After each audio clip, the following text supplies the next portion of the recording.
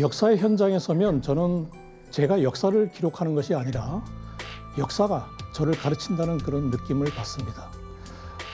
유적지의 주인공인 그 애국지사들의 그런 준엄한 그런 가르침을 받아 적어서 저는 세상에 똑바로 전하는 역할을 하는 것이다. 그래서 결국 그 역사를 기록한다는 것은 그 시대를 살았던 사람들이 오늘을 사는 우리들에게 보내는 간절한 메시지다. 저는 그런 생각을 합니다.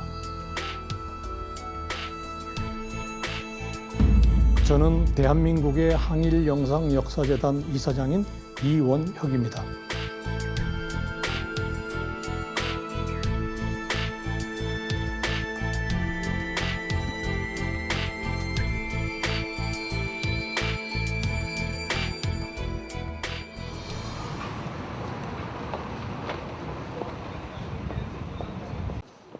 (2009년도가) 되겠네요. 그때 2009년도에 제가 임시정부 다큐멘터리를 만들기 위해서 프랑스의 국립문서보관소를 방문한 적이 있어요. 우리나라의 임시정부가 중국 상하이에 프랑스 조계에 있었기 때문에 그 우리나라 임시정부의 기록이 프랑스에 많이 보관이 돼 있었던 것이죠. 근데 저는 거기서 먼저 그 자료의 방대함에 놀랐습니다.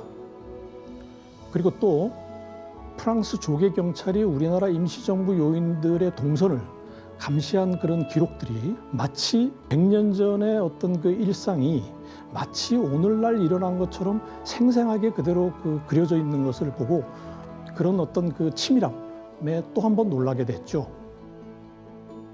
그래서 이것이 바로 그 기록문화 선진국의 저력이구나 하는 것을 느꼈습니다. 그래서 거기에 크게 좀 감명을 받아서요. 나는 영상을 하는 사람이니까 영상으로 독립운동을 기록해야겠다 하는 그런 생각을 하고 한 4년 동안의 준비 과정을 거쳐서 2013년도에 재단을 설립하게 된 것입니다.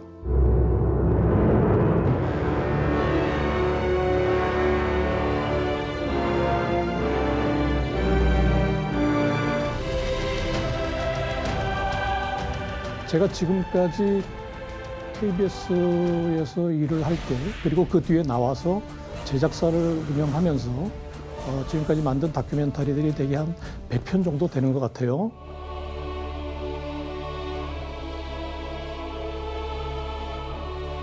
외국인 독립운동가들을 발굴했던 것이 가장 기억에 남습니다. 임시정부를 도우고 그리고 프랑스의 한국 친회를 만드신 분이고요. 더군다나 그 1932년 윤봉길 회의 당시에 그 일기형 일제를 압박을 해서 한국인들의 어떤 그 체포를 최소화로 막은 그런 그 분이 있습니다. 바로 루이 마랭이라는 분인데 그분을 다큐멘터리로 프로그램을 해서 2015년도에 프랑스인으로 최초로 독립운동 포상을 그런 받게 됐죠. 그리고 아일랜드 출신의 얼굴 없는 테러리스트라고 불렸던 조지 루이스 쇼라는 분이 있습니다. 그분 같은 경우에는 1963년도에 우리나라 정부로부터 건국훈장을 받았습니다. 그런데 그동안 행적이 전혀 밝혀지질 않아서 그걸 수여할 수가 없었죠. 그런데 제가 아주 그 우연한 기회에 그분의 행적을 추적할 수 있는 그런 단서를 찾게 돼서 이제 방송을 하게 됐고요. 그리고 그래서 2012년도 그 광복절에 그분의 후손을 초청을 해서 그 당시에 우리 국가보훈처장이 훈장을 수여하게 됐습니다. 그래서 그것 또한 50년 만에 찾은 훈장이라는 그런 제목으로 제가 좀 다큐멘터리 했던 그런 기억이 납니다.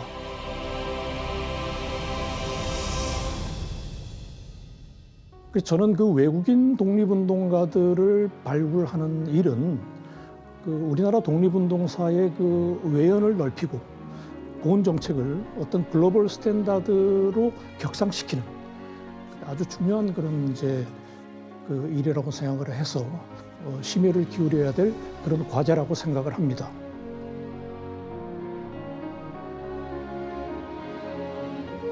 한국의 독립운동은 한 나라의 민족 해방 운동에 그치지 않고 세계사적으로 볼 때는 인권 운동이었습니다. 예. 그리고 우리나라 독립운동에서 그 배울 수 있는 점으로는 저는 먼저 독립정신이라고 하는 것은 도전정신이다 이런 생각을 합니다. 즉 누구나 불가능하다고 생각했던 일을 가능하다고 믿고 도전하는 정신이다. 그리고 두 번째로는 폭력에 대한 저항. 그러니까 그 정치 권력부터 성폭력에 이르기까지 어떤 그 부당한 그 권력 행사를 저지하려는 그런 시민의식이다. 또 마지막으로는 국제연대를 통해서 한국의 그 평화정신 그리고 자유에 대한 의지를 구현하려는 그런 글로벌 정신 이런 점들을 저는 배울 수 있다고 봅니다.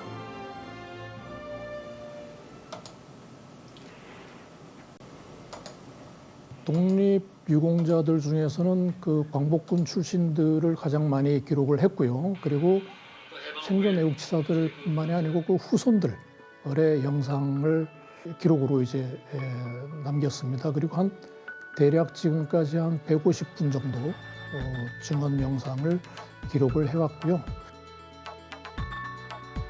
그 중에는 어니스트 베델과 같은 외국인 독립운동가들의 유적도 포함이 되어 있는데요.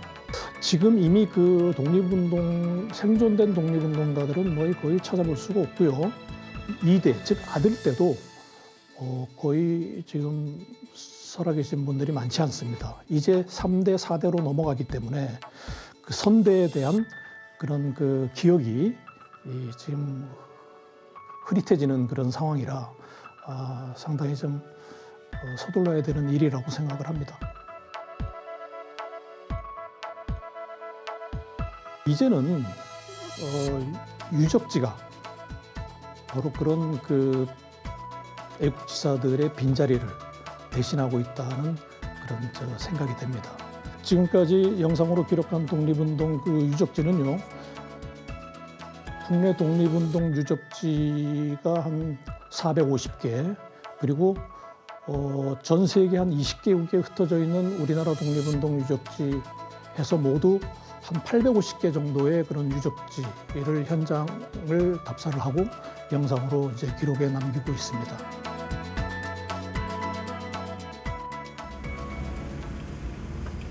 유적지라고 하는 것은 단순한 그 돌덩어리가 아니라 우리가 누리고 있는 자유 그리고 인권 그리고 그 삶의 가치를 보여주는 아주 생생한 라이브한 그런 증거물이라고 저는 생각을 합니다. 그래서 유적지 속에 담겨 있는 그 용기 그리고 헌신, 희생 이러한 가치들을 미래 세대에게 살아 숨쉬는 그런 교과서로 물려주는 것이야말로 우리 세대의 책무라고 저는 생각을 하고 있습니다.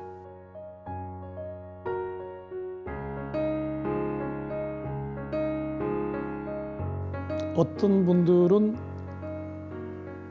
역사는 과거 아니냐, 미래로 나아가야 되지 않느냐 하는 그런 이제 말씀들을 하시죠. 그런데 우리가 몸이 아파서 병원에 가면 의사가 이제 문진을 하지 않습니까?